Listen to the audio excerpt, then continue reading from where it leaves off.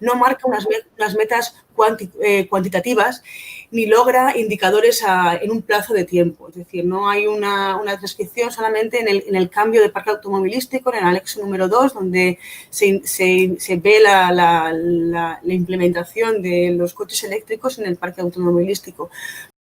A lo largo de esta ley no hay un enfoque de género. Sí que está explicado en la introducción de la ley, sí que hay un párrafo que habla de una ley de actuación de género, pero desde la COP del noviembre de 2017 de Bonn se estableció que es necesario que en toda la ley de cambio climático se establezca un plan de acción de género para reforzar el papel de las mujeres en la acción climática.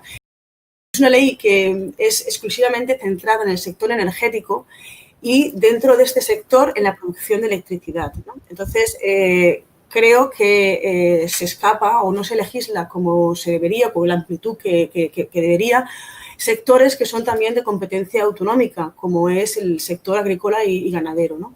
Un sector clave para el autoabastecimiento y la independencia alimentaria en nuestra comunidad. Uno de los sectores que más metano y óxido nitroso, que también son gases de efecto invernadero, emite. Y en esta ley no existe una cuantificación de cuánto va a ser la reducción por pesticidas y la reducción que se espera de emisiones en este sector a corto, medio o largo plazo, ¿no? No se obliga al sector agrícola ni ganadero a incluir energías renovables en este sector. Y pienso que es importantísimo que también se regule y se obligue, ya que, por ejemplo, la biomasa podría ser muy compatible con este sector, ¿no?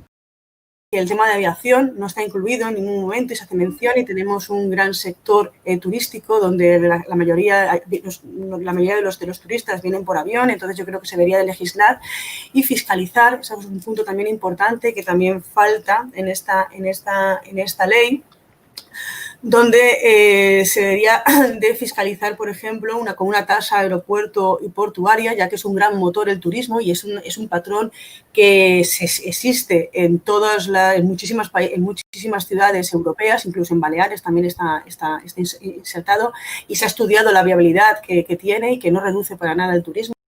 Realizar zonas donde sean verdaderos sumideros de los gases de efecto invernadero, ¿no? Entonces sería importantísimo no solamente protegerlas y resguardarlas, las que ya tenemos, sino ampliarlas, ¿no? Y que esté legislado en este marco.